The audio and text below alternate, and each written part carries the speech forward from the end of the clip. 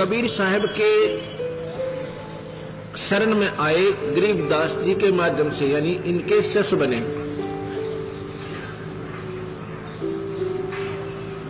उनको एक मुकदमा चला, गरीबदास जी जा चुके थे शरीर छोड़कर। उनके ऊपर एक मुकदमा बन गया 302 का, यानी कत्ल का मुकदमा उनके ऊपर बन गया। मुकदमा चलता रहा और अंतिम स्थिति आगी के कल, यानी अब जो तारीख लगेगी उसके ऊपर फैसला सुनाया जाएगा और 100 की 100 ये बात होगी, 100% कि सजाए मौत होगी। उनके वकील ने भी ये कह दिया कि अब बचाव का कोई साधन नहीं है। जब अपना ही वकील ये कह दे तो उसका पक्का प्रमाण होता है कि फांसी टूटना है। इस पर उसका पुत्र रोने लग जाता है, कहता पिताजी आज हमारे गुरुदेव होते तो हमें ये फांसी नहीं लगती। उनका पिताजी कहता पुत्र परमात्मा मरते नहीं, भगवान कबीर साहब हमारे साथ है, बेटा घबरा मत। और उनकी यही इच्छा है तो फिर क्यों चिंता करे पुत्र, उनके हुक्म बिना पत्ता नहीं हिल सकता। इसमें भी हमारा कोई भला है, मर जाने में भी, अगर उनकी इच्छा होगी तो।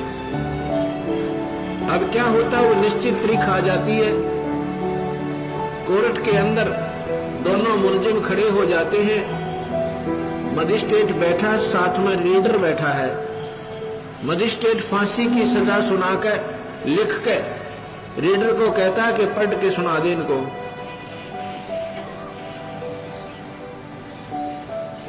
वो रीडर पढ़ के सुना रहा है।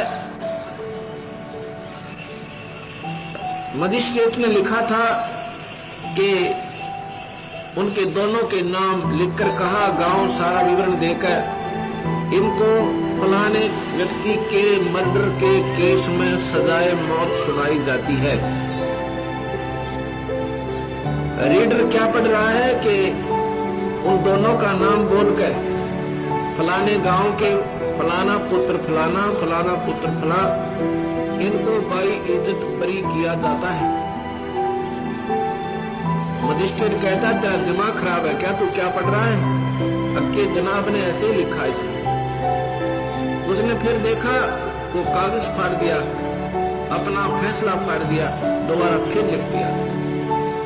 कहता ये कैसे लिखागा, मेरे से अनजान बने में। दोबारा फिर सुनता है, सुनाता है।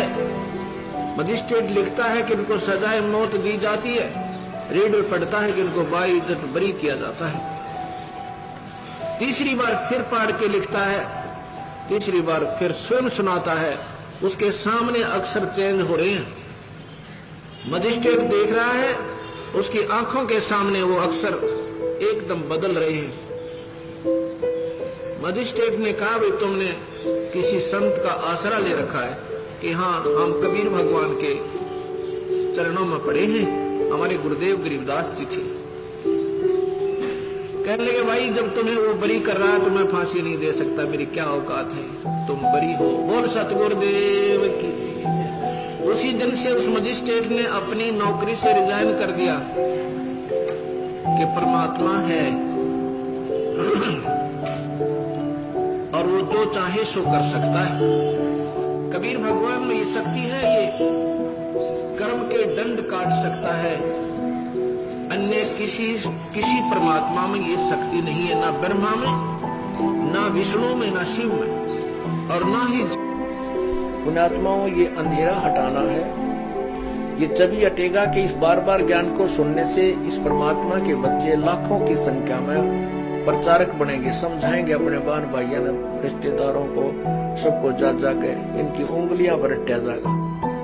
और जब ये अंधेरा नाश होगा ज्ञान का और पूरी पृथ्वी के ऊपर प्रभु का ज्ञान होगा, सभी प्राणी सुखी होंगे।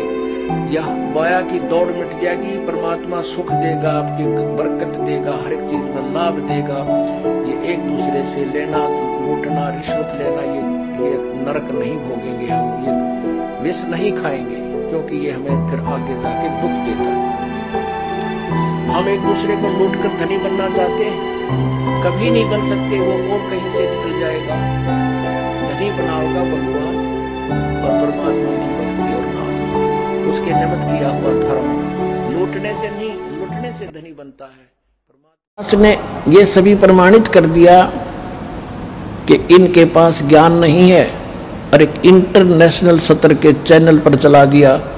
और एक दिन से नहीं, लगातार 10 वर्ष से चल रहा है, 11 वर्ष से चल रहा है, और सबके बारे में कह दिया तुम्हारा ज्ञान गलत, तुम्हारी साधना गलत, आप अपना भी जीवन नाश कर रहे हो और भोली आत्माओं को भगवान से दूर करके उसके पाप के भागी और बन रहे हो।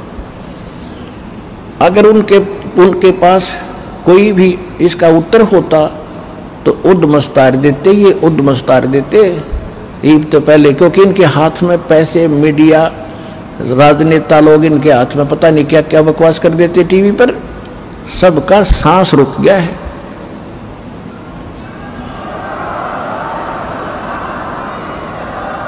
और ये थोड़े से दिन इन आर्य समाज के नकली आचार्यों ने बकवास करी थी, मुंह पिटवा कर बैठ गए, क्योंकि सत्य तो सत्य ही होती है।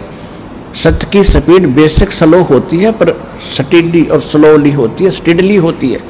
अंत में सत्य की विजय होती है। प्रकाश के सामने अंधेरा रुका नहीं करता, सत्य के सामने असत्य का कोई अस्तित्व नहीं होता। अब आपके सामने है, ये सारा संसार जाग रहा है, सारा विश्व हमारे साथ लगेगा और भगवान की भक्ति करके पार होएगा। ये वो समय है।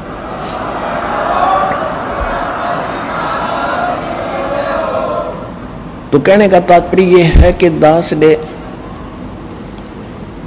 आप जी को वो अमर संदेश दिया है जो भगवान दिया करते थे 600 वर्ष पहले। उस समय हम अशिक्षित थे, हमारे पूर्वज अशिक्षित थे, भोले भाले श्रद्धालु थे, विश्वासी व्यक्ति थे। उसका दुरुपयोग किया इन काल के दूतों ने, नकलियों ने। हिंदू और मुसलमान धर्म के जितने भी भारतवर्ष में गुरु थे वह कति अज्ञानी थे, और हमें आपस में लड़ा लड़ा कर हमें दूर करते रहे। हिंदू और मुसलमान की एक बाढ़ खड़ी कर दी, एक खाई खोद दी गहरी।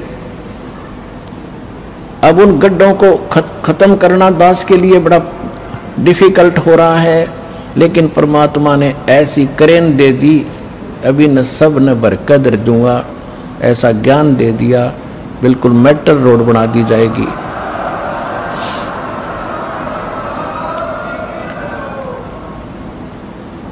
इनको ऐसे सेट कर दिया जाएगा, पूरा विश्व समझेगा कि सचमुच बात तो इन धर्म की सीमाओं से कुछ बाहर है।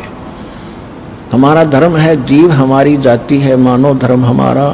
हिंदू मुस्लिम सिख ईसाई कोई धर्म नहीं है न्यारा, क्योंकि हम परमात्मा के लिए बढ़ते चले गए, भगवान के लिए हम विभाजित होते चले गए। जिसने जैसा भी ज्ञान दिया हम उनके पीछे लग गए, परमात्मा के लिए तड़प रहे हैं। अब हम परमात्मा ने सबसे पहले शिक्षित किए और ऐसे इंस्ट्रूमेंट दे दिए, ये मनुष्य नहीं बना सकता, ये याद रख लेना। जो आज इंटरनेट सिस्टम, ये इलेक्ट्रॉनिक जो मीडिया चैनल बना दिए, और ये चिप बनवा दी, ये मेमोरी कार्ड बनवा दिए, मोबाइल बनवा दिए, ये मनुष्य नहीं बना सकता, ये भूल जाना। ये कबीर भगवान ने दी बुद्धि से ये जीव कुछ कर रहा है, वो करवाता तो इन्हीं से। अब इसी से आप अंदाजा लगा लो, हमारे सदग्रंथ पवित्र वेद, पवित्र श्रीमद् भगवद गीता, पवित्र पुराण, ये यहीं पर थे। और हिंदू धर्म के जो माने जाने वाले ऋषि महर्षि सतयुग से लेकर आज तक इनको कंठस्थ भी याद कर रहे थे, इनको पढ़ भी रहे थे, पर ये समझ नहीं सके इसका रहस्य क्या है। तो उनकी बुद्धि जीव सत्र की थी। अरिदास को परमात्मा ने बुद्धि दी, कबीर भगवान की दी बुद्धि से इस दास ने उन्हीं सदग्रंथों को निष्कर्ष निकाल के आपके रूबरू कर दिया।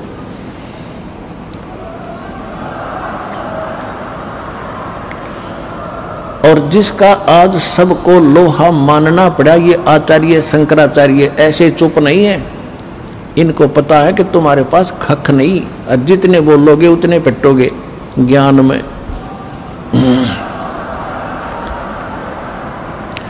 तो ये दास की बुद्धि नहीं, दास तो उन ऋषि महर्षियों की जूती भी नहीं है, नीचे की धूल भी नहीं है। मैं तो एक रोजी रोटी वाला व्यक्ति था, अपना नौकरी करता था, उसी के लिए उद्देश्य से पढ़े थे, अपनी सिंपल सी काम चलाओ सी शिक्षा ग्रहण की थी। और उस परमात्मा ने आज इस दास के माध्यम से वो गूढ़ रहस्य निकलवा दिए ग्रंथों के। दो ऋषि झक मार कर चले गए, सिर मार कर मर गए और तपस्या कर कर थक गए, उनको कुछ भी नहीं हासिल हुआ।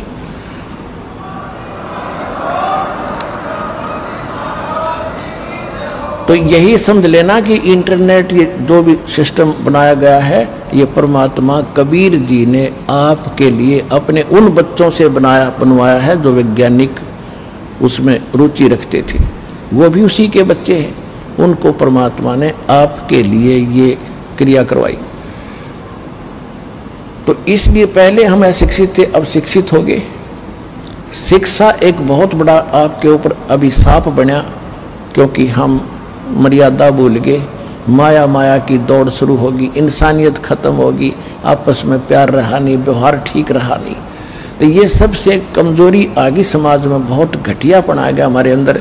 अब परमात्मा को मालूम था कि ये एक बार तो बात बिगड़ेगी, लेकिन जब ये ज्ञान समझ में आ जाएगा सुधार लेंगे इनको। अब ज्ञान समझ में आ गया, सुधरते जा रहे हो। सब ने रिश्वत छोड़ दी, बीड़ी छोड़ दी, शराब छोड़ दी, बुरा व्यवहार छोड़ दिया। अब तो हम लूट रहे हैं, किसी को लूट नहीं सकते। ऐसा ज्ञान आपको प्राप्त हुआ।